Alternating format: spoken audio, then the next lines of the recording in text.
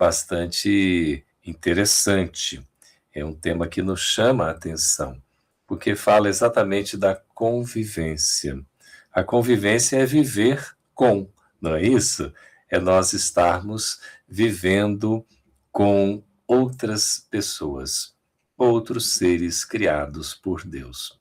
E, naturalmente, como somos todos espíritos evoluídos, espíritos de luz, é muito fácil a gente conviver bem com todo mundo, não é verdade?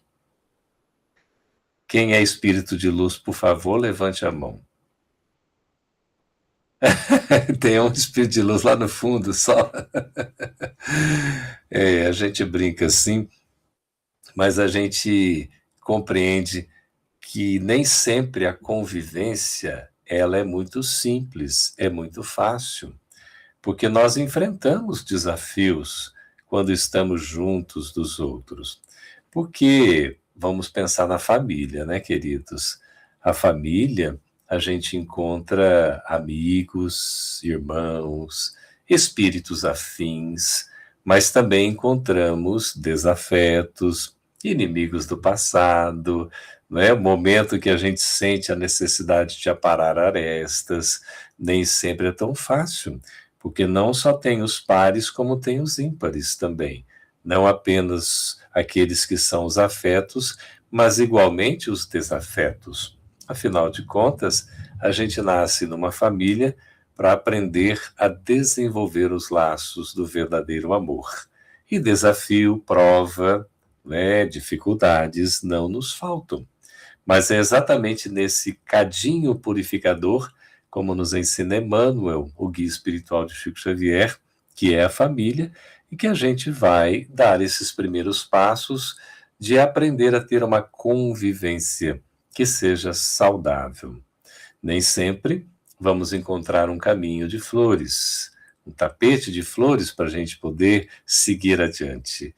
Muitas vezes encontraremos dificuldades, percalços, problemas, crises. Teremos aqueles companheiros de jornada que vão nos estimular, que vão nos animar, que vão nos elogiar. Isso é tudo muito bom, não é? Mas também encontraremos aqueles que vão nos ver, talvez ainda como a gente de fato é mais intimamente, com as nossas dificuldades, os nossos defeitos, as nossas enfermidades morais. E vão estabelecer críticas, vão emitir opiniões, vão, digamos assim, ser aquela pedra de tropeço no nosso caminho. Muitas vezes a gente interpreta assim. E eu estou me recordando de André Luiz, no livro Mensageiros. Quem já leu Os Mensageiros? Ah, muito bem. Virou filme, né, esse livro. E André Luiz, logo no primeiro capítulo, ele fala sobre renovação. E ele vai dizer que aprendeu a efetivamente se renovar quando ele chegou à conclusão de que o oponente, o adversário, o inimigo, é o seu professor, é o seu mestre, é aquele que ensina. Então, ele, com essa postura, ele encontrou o caminho da renovação. E Martins Peralva, no livro Estudando o Evangelho, publicação da FEB Editora, ele vai nos ensinar no capítulo 3º deste livro, que também se intitula Renovação, esse capítulo do livro Estudando o Evangelho, que para nós nos renovarmos, a gente precisa passar por 3 processos. Vocês podem tomar nota aí se quiserem, tá bom? Anotem no coração, na mente, no celular, no caderno, não é isso? Na agenda. Ele diz assim, Martins Peralva, que o primeiro passo para a gente se renovar é exatamente o estudo. Como é importante estudar? Porque quando a gente estuda, a gente aprende. E a gente estuda de que maneira, queridos? Como é que a gente estuda? A gente estuda sozinho, estuda em grupo, em equipe, não é assim? A gente estuda em casa e estudamos também no trabalho, na escola, na casa espírita. Não é assim que a gente faz? O estudo, normalmente, a gente faz pela leitura. Quem já leu aqui as obras básicas do Espiritismo? O chamado Pentateuco Kardeciano. O Livro dos Espíritos. Muito bem. O Livro dos Médiuns. O Evangelho segundo o Espiritismo. Quem já leu? Olha aí, a maioria, né? Aí tem o Céu e o Inferno. Alguém já leu? E a Gênese. Tá bom, muito bem. São os 5 livros básicos do Espiritismo. Tem outros livros, tem a Revista Espírita. Ao sair daqui, na presença agradabilíssima de vocês, nós vamos para o estudo da Revista Espírita, não é? Com uma equipe, e a gente tem aí pela FEB TV a apresentação toda terça-feira às 21h30 até às 21h45, às 22h45, do estudo da Revista Espírita, sequencial. Estamos no primeiro volume, no mês de março, 1858, vai levar só 10 anos para concluir o estudo, tá? E a gente vai seguir em frente, né? E estamos animados. Então, é importante a gente estudar, porque ao estudar a gente aprende. Martins Peralva fala, para a gente se renovar, é preciso estudar. Quando a gente estuda, a gente se abre para compreender, para ter uma visão diferente. Como é importante estudar, e André Luiz, no livro Agenda Cristã, no primeiro capítulo, esse livro é psicografado por Chico Xavier, publicado pela FEB Editora. A Agenda Cristã vocês já leram, né, gente? É um livro que merece ser de cabeceira, né, para todos nós. Aí André Luiz fala assim, são 30 imperativos cristãos. Como a minha memória é uma beleza, eu me lembro do primeiro, quando ele diz assim, aprende humildemente. Então, a gente consegue aprender quando tem humildade, porque aquele que é humilde, ele se abre para as coisas que são novas, que são diferentes. E ele sabe que não sabe, porque é humilde. Então, ele se abre para aprender as coisas que ele ainda não sabe. O oposto do humilde é o... Como é que é mesmo? É o orgulhoso, não é isso? O orgulhoso é assim, ele acha que sabe, não é? Então ele sobe a tamanca, empina o nariz e quebra a cara daí a pouco, não é? Já o humilde, ele faz uma viagem para dentro de si mesmo, procura se conhecer, e nessa busca de autoconhecimento, ele consegue estabelecer uma relação consigo mesmo muito interessante. Ele nem se superestima e nem se subestima. Ou seja, ele se coloca sob medida, reconhecendo as suas potencialidades, as suas capacidades, as forças que tem, mas também reconhecendo as suas, né, fragilidades, as suas fraquezas, ainda as imperfeições que precisa superar. Então, ele estabelece essa relação consigo próprio, que é uma relação muito honesta, muito transparente, de autoenfrentamento. E a busca do conhecimento, que é aquela busca constante, como Allan Kardec nos traz a pergunta na questão 919 de O Livro dos Espíritos. Todos nós sabemos essa pergunta, não sabemos? Kardec pergunta assim, só para a gente lembrar, qual é o meio prático mais eficaz que tem o homem nesta vida de domar as suas más inclinações? E o Espírito da Verdade responde, um sábio da antiguidade, já vos disse, conhece-te a ti mesmo. Kardec ficou satisfeito com a resposta? Não ficou. E aí ele vai dizer, mas isso aí todos nós sabemos, a gente quer saber como fazer isso, né? Como passar por esse processo, ou empreender esse processo de autoconhecimento. E aí quase que o Espírito da Verdade disse para ele, mas você perguntou o quê? Né? Qual é o quê? O quê é exatamente o autoconhecimento. Agora o como, vamos deixar um outro amigo responder. E quem foi que respondeu? Foi Santo Agostinho, um santo canonizado pela Igreja Católica. E ele vai dizer assim, né? Fazei o que eu fazia todo dia. À noitinha passava em revista o que houvera ocorrido durante o dia. E eu, então, no dia seguinte, procurava reforçar o bom comportamento e me corrigir naquele que não era tão bom ainda. Foi assim que, dia após dia, passei a me conhecer. E ele recomenda: faça perguntas para a sua consciência. Através das perguntas, a gente vai se autoconhecendo. Por isso que Martins Peralva vai trazer para nós o segundo passo para a renovação. O primeiro é o estudo, tomaram nota, né? O segundo é a meditação. É muito importante a gente fazer esse mergulho para dentro de nós mesmos, nessa busca do autoconhecimento, da conquista da humildade, desse valor tão importante que é a virtude por excelência, a principal de todas, junto com a caridade, que Jesus, antes de ensinar, testemunhou, ele vivenciou. Por isso, a mensagem do Evangelho de Jesus, que é o roteiro de nossas vidas, é transformadora.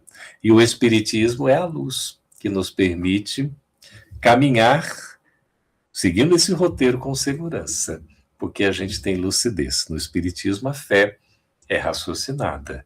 Não é a fé cega que leva ao fanatismo, mas é a fé raciocinada que nos dá lucidez para que a gente possa tomar as melhores decisões. Então, essa viagem para dentro de nós mesmos, através da meditação.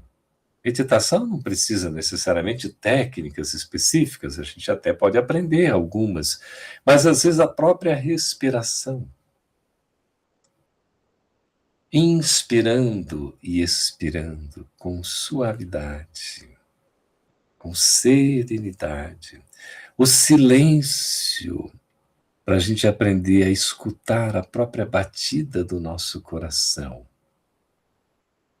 o olhar diante da natureza, para a gente poder aprender a apreciar o belo, nós sentirmos tudo que está ao nosso redor, percebendo o ambiente de uma maneira serena, tranquila, ouvir uma música que nos acalma, acerenar as nossas emoções.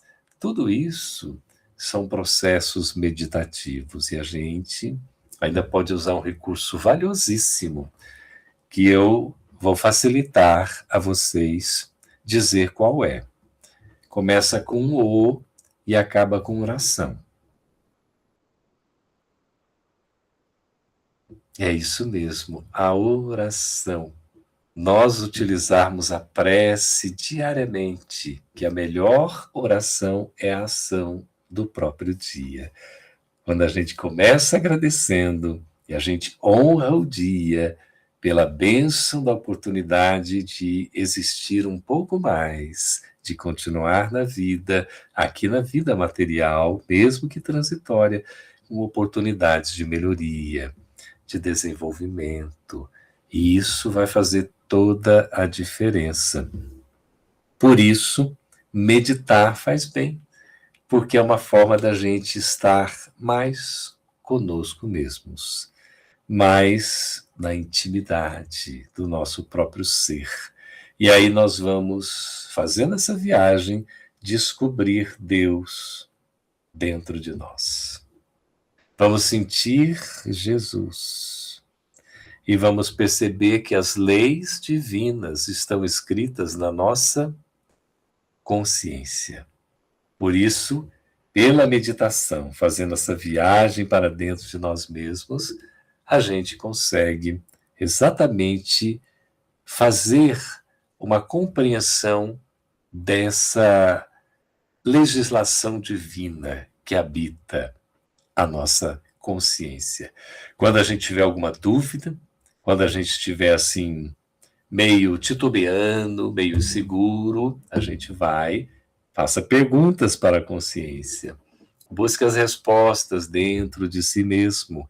As leis de Deus estão ali escritas. As respostas estão dentro de nós. Por isso, o hábito tão importante e necessário da meditação, a oração, o silêncio, a paz, o momento solo, né, que a gente fica conosco mesmo, com o nosso amigo ou amiga espiritual, conversar com eles. Isso faz toda a diferença, para a gente não se sentir sozinho, desorientado, perdidos, porque nós estamos sempre sob o amparo da espiritualidade amiga que nunca se afasta de nós quando temos boa intenção, quando queremos fazer o bem. Então, para além do estudo, que é um processo cognitivo de conhecimento, nós precisamos entrar num processo reflexivo e de sentimento, que é exatamente a meditação. A gente reflexiona sobre o que estuda para poder sentir efetivamente a importância daquela mensagem transformadora na nossa vida. E aí vem o terceiro passo, que Martins Peralva recomenda, que é exatamente o trabalho. Então, estudo, meditação, trabalho são os 3 requisitos fundamentais para a renovação. O trabalho é exatamente que nos proporciona o desenvolvimento. A gente só cresce, só adquire competência, a gente só se desenvolve quando trabalhamos. Disse que o trabalho dignifica a alma. O trabalho é o motor do progresso. É pelo trabalho que a gente consegue desenvolver habilidades, adquirir competências. É pelo trabalho que a gente aprende. A gente vai desenvolver habilidades no exercício, na prática. Por isso que o trabalho é tão importante. E é uma lei divina, a lei do trabalho que nos leva ao progresso, ao nosso crescimento espiritual. Então é importante trabalhar. Quando a gente não trabalha, a gente tende a ficar estagnado, ficar parado, e a gente deixa de aproveitar as oportunidades de aprendizado, de crescimento, de autoevangelização. O trabalho é fundamental. A expressão evangélica que diz que o Pai trabalha até hoje, e o Cristo, né, diz, eu também. Né? Eu vim para servir e não para ser servido. Olha aí o trabalho empreendendo a ação, né, motora do desenvolvimento. Então, o trabalho é fundamental. E aí eu queria conversar com vocês sobre 5 passos para nós termos uma convivência fraternal e solidária, que possa exatamente partir o trabalho dessa vivência da prática transformadora, porque não é só conhecer, não basta sentir, não basta refletir, é preciso viver. Então, como é que a gente pode conviver, viver com, de uma forma que seja assertiva, de uma forma que seja salutar, saudável? Eu vou aqui compartilhar com vocês 5 passos. É uma receita. A gente poderia tomar talvez como um roteiro, que vai facilitar, acredito, para nós todos. O primeiro passo, por uma convivência fraternal e solidária, que nos leva efetivamente à prática do amor, à vivência da caridade, é assim: toda vez que a gente for ter alguma relação, algum contato com alguém, que a gente possa, primeiramente, ver o lado bom daquela pessoa, daquele ser. Vejamos o lado bom daquela pessoa com quem a gente vai estabelecer uma relação.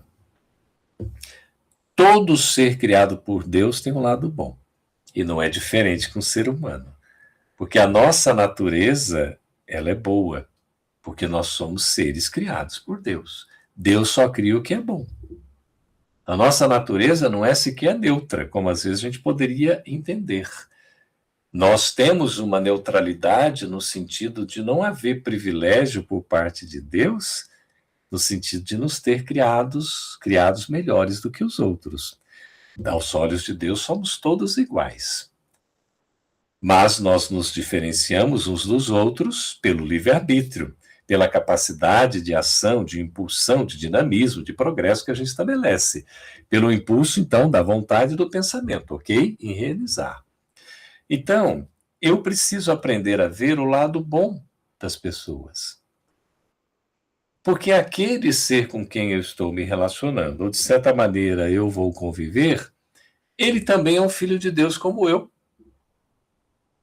Então, quando a gente enxerga o lado bom do outro, a gente já vai assim no sentido, né, de uma alegria, de uma felicidade, ou de um ponto que seja, olha, para buscar o entendimento.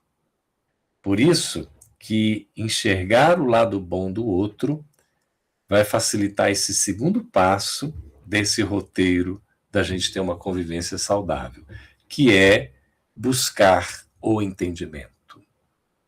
Além de ver o lado bom do outro, buscar o entendimento. Queridas e queridos, nós estamos vivendo um momento tão assim difícil, tão desafiador, não é verdade? Em pleno século XXI, guerras, né, conflitos, confrontos em várias regiões do planeta, nos vários continentes. E aí estamos aqui numa terça-feira em que um risco, de repente, né, de uma atitude que pode ser um tanto quanto desequilibrada, a ponto de abalar as estruturas do mundo, né? É uma coisa assim tão que a gente fica pensando, meu Deus, né? Por quê? Porque esse conflito, esse confronto, a prepotência, né? O poderio, o domínio, o egoísmo, o orgulho, que são exatamente o oposto da caridade e da humildade. Então, ao invés de eu criar muros que separam, o meu dever é criar pontes que aproximam. Dá para entender assim, gente? Vocês concordam? Quando eu busco o entendimento, eu estou criando, assim, pontes de contato, pontos de conexão. Eu não estou criando um muro que vai separar. Então, eu estou buscando o entendimento, estou buscando a compreensão. Estou buscando enxergar no outro um irmão meu que merece ser, assim como eu também desejo, acolhido, protegido, assistido. Que eu vejo nele um irmão querido. Então, isso vai fazer a diferença. Eu estou buscando esse entendimento. Eu não vou para a guerra, eu vou para a paz. Eu não vou armado, eu vou desarmado. Eu não vou com preconceito, eu vou estabelecer uma relação que seja amorosa, que seja a mais próxima possível, que vai dar um entendimento fundamental. E aí, um terceiro passo, que eu vou pedir 30 segundos para que vocês meditem, 30 segundos, um minutinho, sobre esses dois primeiros passos, que são exatamente a questão de eu ver o lado bom do outro, de eu buscar o entendimento. E o terceiro passo que eu quero que vocês reflitam durante um minutinho, que é exatamente a transparência. Eu preciso ser transparente. Pense um pouquinho, retorno em 30 segundinhos.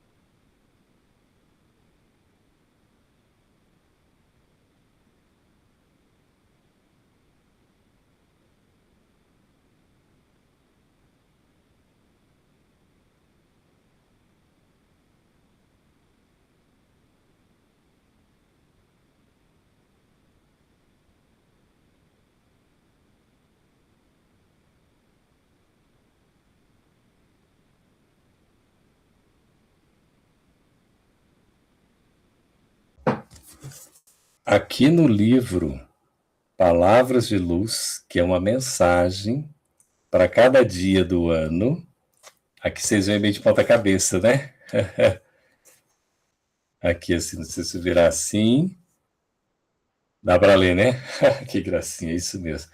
Então, Palavras de Luz, ele traz uma mensagem para cada dia do ano. Hoje, que dia que é, gente? 7 de abril, né? Aí Emmanuel diz para nós no livro Encontro Marcado: A caridade é luz da vida superior, cujos raios reconstituem a saúde e a alegria da alma, na condição de terapia divina. Por ela, pela caridade, deitarás bálsamo curativo nas grandes chagas alheias, e com ela tornarás cada dia para as tuas dores menores, rendendo graças a Deus. Aí, esse terceiro passo da convivência é ser transparente, é ser autêntico, é ser verdadeiro, é ser quem eu sou. Eu faço, queridas e queridos, todo dia o Evangelho no Lar da Dona Maria. Não sei se alguém acompanha aqui. Alguns acompanham, não? É pelo Instagram, @Geraldo Campetti. Todo dia, 8h30 da manhã. E a minha mãe, ela tem 87 anos, né? Eu moro com ela, ela mora comigo. E ela tem uma característica que é ser autêntica, verdadeira. E ao vivo, assim, no Instagram, eu perguntei para ela, que era a temática que a gente estava tratando e tal, eu falei, mãe, a senhora fala mal dos outros? Olha aqui, a pergunta foi essa, a senhora fala mal dos outros, mãe? Vamos pensar aqui como é que a gente responderia, né? Será que eu falo mal do outro? Será que eu falo mal dos outros? Sabe qual foi a resposta que a minha mãe deu? Eu falo mal dos outros sim, meu filho. Eu falei, mãe, mas a senhora fala mal dos outros na frente ou nas costas? Ela fala, primeiro eu falo na frente, depois eu falo nas costas. Aí o pessoal adora, ama, porque ela é sincera, ela é honesta no que ela fala, porque provavelmente eu revestiria a resposta, assim, toda de, né, uma questão teórica para dizer e tal, tal, tal, mas talvez não admitisse que eu fale mal dos outros, teria dificuldade, não é? Ser transparente é a gente ser quem nós somos. É evidente que nós não vamos chegar ao ponto de dizer, olha, eu cheguei numa idade que eu falo o que eu penso, doa quem doer. Já aconteceu com alguém aqui? Já ouviu de alguém isso? Olha só, né? Então, doa quem doer, né? Eu estou falando o que eu penso. Mas não é verdade? Aí a gente aprende com Chico Xavier, esse apóstolo da caridade, que a gente tem que fazer o seguinte: num balde de amor ou num litro de amor, a gente coloca uma gota de verdade. Não é o contrário. Então a gente vai revestir a verdade com amor. Porque fala, estou falando a verdade, mas você está sendo cruel, você está sendo duro, você não está tendo habilidade de chegar com carinho, com amor, com jeitinho. Então, ser transparente não é aquilo, eu falo na lata. Vocês conhecem essa expressão? Eu falo na borracha, assim, olha, eu falo aqui na cacetada, peraí. Eu não posso me dar o direito de faltar com respeito, porque eu sou verdadeiro. Ah, não é porque eu sou transparente, sou como sou mal educado, e aí eu me revelo na minha ignorância e na minha má educação diante de todo mundo, não. Eu preciso e devo fazer o esforço de me melhorar. A proposta do Espiritismo é a chamada metanoia. O que é isso? É a busca da melhoria contínua. Para além do que é material, eu estou buscando o transcendente. E eu estou buscando me conhecer, conquistar virtudes e superar vícios. Então, essa transparência é o ser autêntico, mas buscando a coerência. Não é só estudar na teoria, como faziam os fariseus, conheciam a lei, mas não a viviam, não a praticavam. O convite do Espiritismo é para que a gente vivencie a mensagem de Jesus. Eu me lembro, queridas e queridos, não sei se é do tempo de vocês, havia um tempo em que a pessoa chegava assim e tal, ia observando, né? Passava um tempo, a pessoa continuava observando, na relação, na convivência com a gente. Em dado momento ela chegava assim, você é espírita, não é? Aí a gente, sim, eu sou espírita. Aí você pergunta, mas como é que você sabe? Não, percebi pelo seu comportamento. Não que a gente tivesse um comportamento exemplar, mas pelo esforço da gente buscar a paciência, a tolerância, o equilíbrio, buscar ser bom, não é assim? Aí o que acontece hoje? A pessoa chega assim, mas Campete, até tu, Brutus, você não é espírita, não? Então, olha só como é importante essa coerência, essa autenticidade. Eu tenho que ser verdadeiro, sim, mas eu tenho que me esforçar por ser cada vez melhor. Como é que é conceituado o espírita verdadeiro no Evangelho segundo o Espiritismo? Evangelho segundo o Espiritismo, no capítulo 17, quando fala: sede perfeitos, como perfeito é o vosso Pai Celestial. Nossa, esse título já dá assim, né? Como é que a gente pode ser perfeito? Ser perfeito, eu aprendi com Saulo Silva, ele dizendo: ser perfeito é fazer o máximo ao nosso alcance, em cada dia. Todo dia a gente se esforçar para fazer o que está à nossa condição. É dar um passo de cada vez. Não precisa dar dois se a gente não dá conta. Se der dois e a gente não der conta, a gente vai cair. Dá um passo de cada vez. Ah, Campete, mas eu não consigo dar um passo, eu consigo andar um pé. Ótimo, anda um pé. Ah, não consigo andar um pé, anda um dedo. Ah, tá ótimo. Ah, não consigo andar um dedo, anda uma unha, mas anda alguma coisa, seu infeliz. Vamos andar, né? Vamos seguir em frente. Porque a gente está progredindo. Pode estacionar, ficar parado ali na beatitude contemplativa que não vai dar certo, né? Então, aí, junto dessa transparência, né, dessa autenticidade, entra a questão da gente doar o melhor de nós mesmos. É o quarto passo para essa convivência salutar, saudável com o nosso próximo, com o nosso semelhante, com todos os seres criados por Deus. Doemos o melhor de nós. Se no primeiro passo a gente vê o melhor do outro, no quarto passo, a gente vai doar o melhor de nós. Eu me lembro uma vez, num congresso em Goiânia, Salve Belo Juiz era o segundo congresso brasileiro, espírita brasileiro, e Divaldo estava falando para os jovens, tinha uns 300 jovens, eu estava lá, e eu tinha a incumbência de receber as perguntas e fazer as perguntas, né, para o Divaldo. E depois que o pessoal perguntou, eu me arvorei em fazer uma pergunta. O tempo já estava ali acelerado e tudo. Eu falei para ele assim: tio Di, como é que o senhor conseguiu chegar nesse ponto de equilíbrio, nessa condição de autodomínio, como o senhor mostra para cada um de nós aqui? Sabe qual foi a resposta que o Divaldo Pereira Franco nos deu? Ele disse assim: me esforçando por fazer, em particular, o que eu faço em público.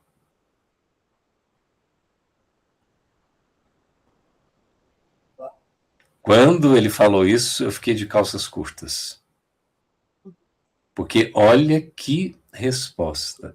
Me esforçando por fazer, no particular, aquilo que eu faço em público. Isso é doar o melhor de si. Isso é buscar a perfeição relativa que está ao nosso alcance.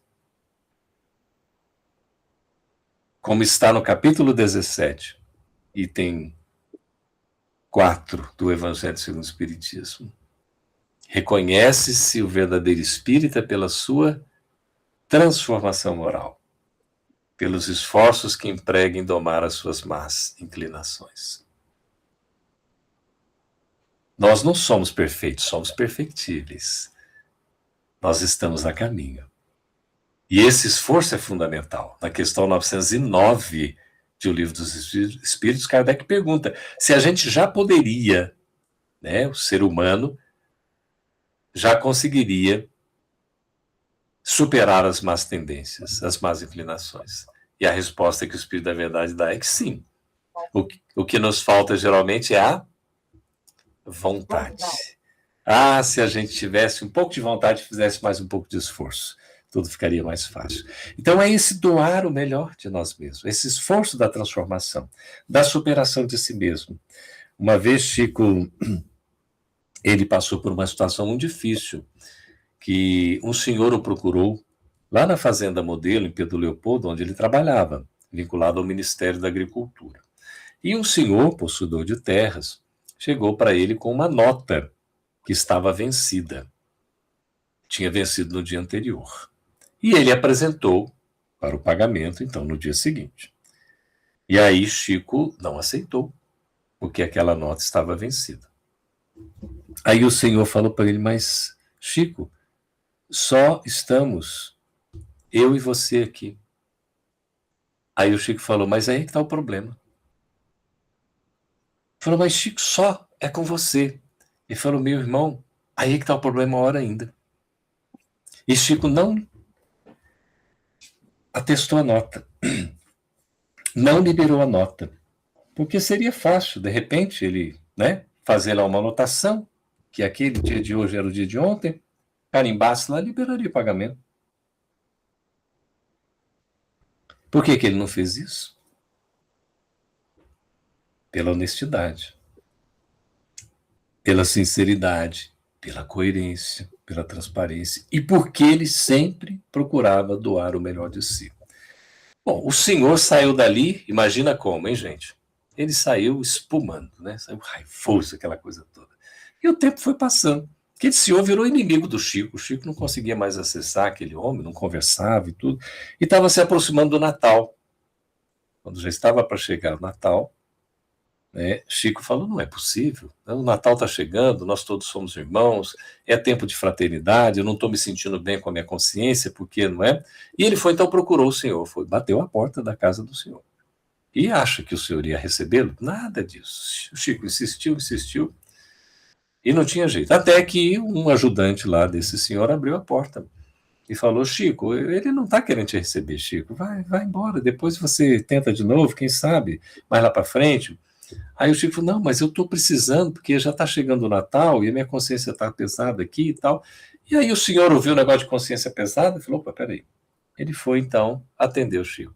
Veio à porta e fez uma pergunta para o Chico. Falou, Chico, você está aqui porque você é humilde ou porque você é sem vergonha? Chico não titubeou. Ele respondeu, é porque eu sou sem vergonha. Aí ele falou, então eu te perdoo, Chico. E eles voltaram a ser amigos, não é? Aí nós vemos a pessoa doando o melhor de si, na busca do entendimento, na construção de pontes, ela tentando a conciliação, a compreensão. Quando eu acabei de contar a história, é um livro bem aqui perto de mim que caiu, olha aqui a imagem que é. Eu contei a história, o livro caiu bem aqui na frente. Que coisa linda, né? Chico Xavier, nosso amado. E aí, a gente vê o esforço, o trabalho que é realizado dia após dia para buscar essa compreensão, para se aproximar do outro, enxergando o outro na condição em que ele se apresenta, sem julgamento, muito menos condenação, sem preconceito, sem querer, de certa maneira, impor ao outro a nossa forma de ser. E aí existe um quinto passo para nós podermos estabelecer esta convivência, que é conviver com o outro de uma maneira saudável, fraterna, solidária. Fraternal porque todos somos irmãos. Solidária porque todos nós devemos nos ajudar. Vocês aí do Sul, um exemplo disso, não é? Da solidariedade. Tantos enfrentamentos, não é? E o povo se mostrando muito solidário. Povo guerreiro, trabalhador, não é? Um povo assim que tem uma cultura linda. E eu não estou falando isso para encher o moral de vocês, não. É para encher o moral mesmo, é para elogiar. Vocês merecem, não é? Então, isso nos dá força. E tem um quinto passo, gente, para essa convivência saudável. Depois dos 4 que a gente já está colocando. Vocês tomaram nota? Vamos lá recapitular brevemente. O primeiro passo é veja o lado bom do outro. O segundo passo, busque o entendimento. O terceiro, seja transparente. O quarto, doe o melhor de si mesmo. E o quinto, gente, eu vou colocar qual é com um relato de uma ocorrência mesmo, na vida de Divaldo Franco. Divaldo Franco já tinha lá os seus 83, 84 anos, ele foi naquele programa como é que é o nome? O programa Menos Você. Sabe aquele programa? É o Mais Você, né? Isso mesmo, Mais Você, lá da Ana Maria Braga. Aí, quando a apresentadora vê o Divaldo, que ele entra assim, né? Ela fica admirada. Ela se espanta. E ela diz assim, mas como pode? O senhor quantos anos tem? Aí ele fala lá, 84 anos, que ele tinha naquela época. Eu estou me recordando assim, 83, 84 anos. Aí ela diz, mas qual é o segredo? Como é que o senhor pode, com essa idade, tanta jovialidade assim? Sabe qual foi a resposta que o Divaldo deu? Alegria de viver. Que é um título de um livro de Joana de Ângeles, a sua mentora. Alegria de viver. Então, gente, o quinto e último passo, digamos, desse roteiro para a gente ter uma convivência feliz é nós termos alegria de viver. Trabalhar com alegria, conviver com alegria. Amigos e amigas, não tem nada mais enjoado do que uma pessoa chata na nossa convivência. Vocês concordam? Aquela pessoa mal-humorada. Nossa Senhora! A pessoa assim, intensa, raivosa. Quando ela entra no ambiente, parece que tudo fica carregado, não é verdade? Nossa, vocês estão lembrando de alguém assim, gente? A gente é ótimo para lembrar, não é assim? Logo a gente pensa em alguém da família, alguém, né, amigo do trabalho, né, o chefe, nossa, assim, é fácil a gente lembrar de alguém, né? E aí, será que a gente tem que fazer uma viagem para dentro de nós mesmos, né? Para ver se de repente nós não somos aquele mal-humorado. Sabe que Leon Denis, no livro Depois da Morte, na quinta parte, ele diz assim para nós que o mau humor é uma doença da alma. Então, o indivíduo mal-humorado, ele é doente da alma. Por isso que a alegria faz bem, o júbilo. Às vezes a gente fica pensando assim, mas Jesus era um ser que vivia triste, muito sofrido, não há referência de Jesus sorrindo, não há, desde que você não tenha nada de referência sobre a vida do Cristo, porque Cristo sorria. Ele tinha contato com o Pai nos momentos mais difíceis, mas tinha os momentos de alegria também. Quando a gente foi fazer o índice do livro Boa Nova, sabe aquele livro de Humberto de Campos? Psicografia de Chico Xavier, publicação da FEB Editora. São 30 capítulos. Nós encontramos a palavra sorriso em 16 capítulos. Mais da metade do livro tem a palavra sorriso. Sorriso de Jesus, sorriso lá de alguém, sempre na relação com Cristo. É uma coisa impressionante. Então, sorrir faz bem para a alma. Disse que quando a gente sorri, a gente, inclusive, mexe os músculos da face, faz bem porque nos rejuvenesce. Então, as mulheres, principalmente, também nós, homens, que somos assim, que a gente gosta de ficar jovens e tudo, joviais, a gente sorri. Pode usar até uma técnica para sorrir, De repente você sorri para não fazer ruga, Tem uma pessoa, por exemplo, eu estava vendo outro dia, porque tem tanta absurdidade que a gente vê assim que você não acredita. Uma pessoa que ali era eventualmente uma mulher, tá? Poderia ser um homem também, mas era uma mulher que ela não tinha ruga, porque ela não sorria, nunca sorria, ela ficava séria o tempo todo assim de um jeito e tal, não permitia fazer a movimentação dos músculos e tal da face. Pelo contrário, quando a gente sorri, a gente movimenta os músculos, a gente se rejuvenesce, a gente fica mais alegre, não é? A gente, jubiloso assim, a gente contagia o outro, faz muito bem para nós. Por isso que bem-humorado, a gente vai mais alegre, disposto, a gente vai... O que vocês estão conversando aí, meninas? Estão concordando? É bom sorrir, não é? Olha lá, o entusiasmo é tão interessante, porque entusiasmo é uma palavra divina. Ela significa em, que é em, dentro, tus é Deus em grego e ismo sistema. Então, entusiasmo é sistema de Deus dentro de mim. Olha que coisa significativa. Eu estou entusiasmado, eu deixo Deus se manifestar por mim. Eu sou uma carta viva do Evangelho, da presença do Cristo, da presença de Deus. Aonde eu for, onde eu estiver.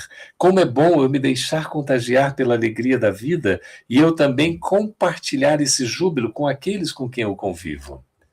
Porque isso nos torna leves. E é assim que Jesus nos ensinou. Anotado por Mateus no capítulo 28, versículos, é isso? Capítulo 11, versículos 28 a 30. Quando ele disse assim: vinde a mim todos vós, que estáis aflitos e sobrecarregados, que eu vos aliviarei. Tomai sobre vós o meu jugo, e aprendei comigo, que sou brando e humilde de coração, e encontrareis descanso, repouso para as vossas almas, porque suave é o meu jugo, leve é o meu fardo. Suave é o meu jugo, leve é o meu fardo. E eu pergunto para vocês: Jesus seria, queridos, capaz de fazer alguma exigência para nós? Vocês acham que Jesus seria capaz de fazer, gente, uma exigência para nós? Seria ou não seria? Seria. Seria. Isso é uma pegadinha, viu, querido? E o fez. Kardec, logo no capítulo 6 do Evangelho segundo o Espiritismo, coloca estampada esta frase linda, né, que Jesus pronuncia, Mateus toma nota, e no item 2 ele vai dizer que Jesus, a única exigência que o Cristo fez, foi de que nós pudéssemos cumprir a lei, para que o seu jugo pudesse ser suave, o seu fardo leve. O cumprimento da lei, que é a lei do amor. O amor a Deus sobre todas as coisas, de todo o nosso coração, de todo o nosso entendimento, de toda a nossa alma. E o amor ao próximo como a nós mesmos. Esse é o cumprimento da lei, que faz com que esse jugo seja leve, ou esse jugo suave, o fardo seja leve. É o amor. Por isso o tema nosso é a convivência. E é essa compreensão da prática do amor, da vivência do amor para que todos sejamos felizes. O Evangelho segundo o Espiritismo coloca para nós que a caridade não é um dos caminhos para a felicidade, é o caminho único para a salvação. É o único caminho para a felicidade. A prática do bem, a vivência do amor, o amor em ação, que é a caridade. E é exatamente essa caridade que nos leva a uma convivência fraternal e solidária, para a gente poder aprender verdadeiramente a amar a todos com quem nós convivamos e convivemos, e com quem nós vamos conviver, porque é a oportunidade da gente se desenvolver. Então, eu queria que, já encerrando as palavras, que a gente pudesse fazer um exercício nesse momento. Eu consigo ver todos vocês aqui, está ótima essa imagem para mim, não sei se vocês estão me vendo bem também, não é? E olha só, eu queria que a gente fizesse um exercício de convivência nesse instante, sem dizer nenhuma palavra, porque o nosso próprio rosto vai nos entregar. Quer ver? Eu gostaria que vocês se olhassem. Cada um olhasse para o outro.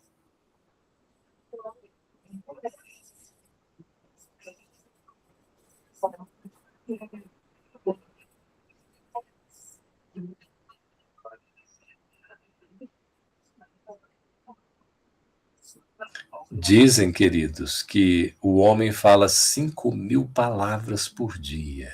Olha só que absurdo. As mulheres só falam 17 mil.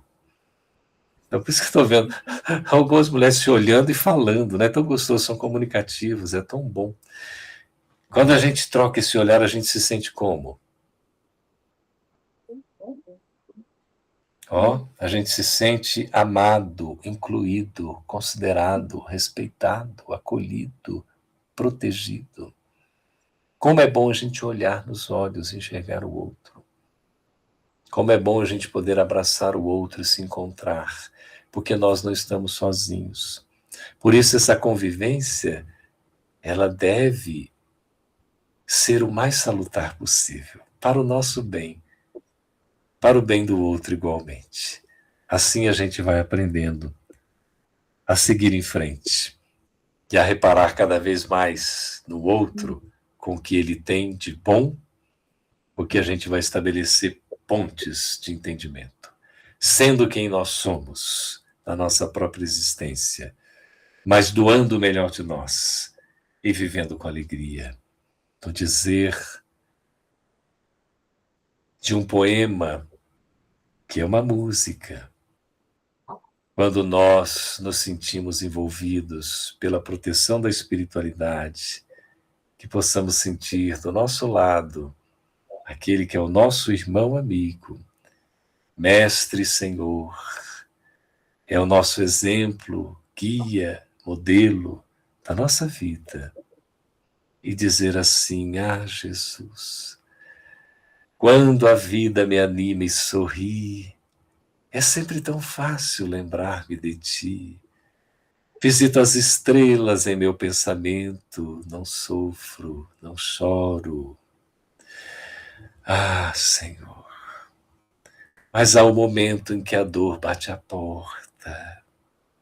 Nesses momentos também, Senhor, que eu possa viajar para dentro de mim mesmo, não me deixando abater nem desistir. Eu possa sentir a vossa presença na intimidade do meu coração, que eu possa me lembrar de ti, Senhor. Muito obrigado. Obrigado, amigos, irmãos queridos, amigas e irmãs queridas. Que Deus nos abençoe e que essa temática da noite seja útil para nós todos.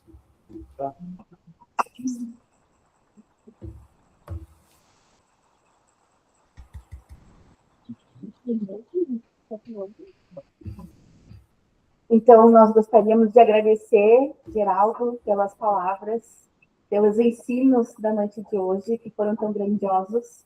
Agradecemos a tua disponibilidade novamente e agradecemos também a todos que aqui puderam estar. E lembramos que amanhã nós continuamos o nosso estudo, então, com o Alexandre Costa, da FERGS, e que o tema vai ser Estudo à Luz para a Consciência. Obrigada, boa noite, Geraldo, e esperamos nos reencontrar novamente. Tá bom, querida, muito obrigado, viu? Que Jesus nos abençoe, que a gente possa seguir em frente com ânimo e disposição. E nesse tchau eu faço uma música, pode ser? Vê se dá para ouvir o áudio do violão. Estão ouvindo? Sim. Vamos sentir ainda mais a presença da espiritualidade amiga.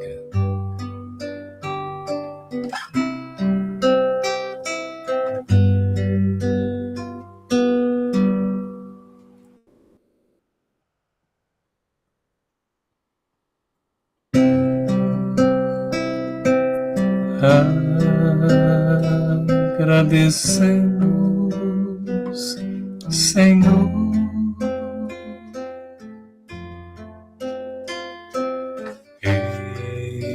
estes momentos de paz. Nós te sentimos aqui.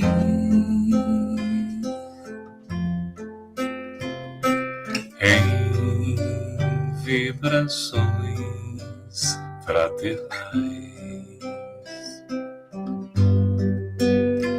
na estrada da vida, conduz-nos ao bem, na alegria e na dor. Seja o amor nossa bandeira de luz, amado Mestre Jesus. Seja o amor nossa bandeira de luz, amado Mestre Jesus.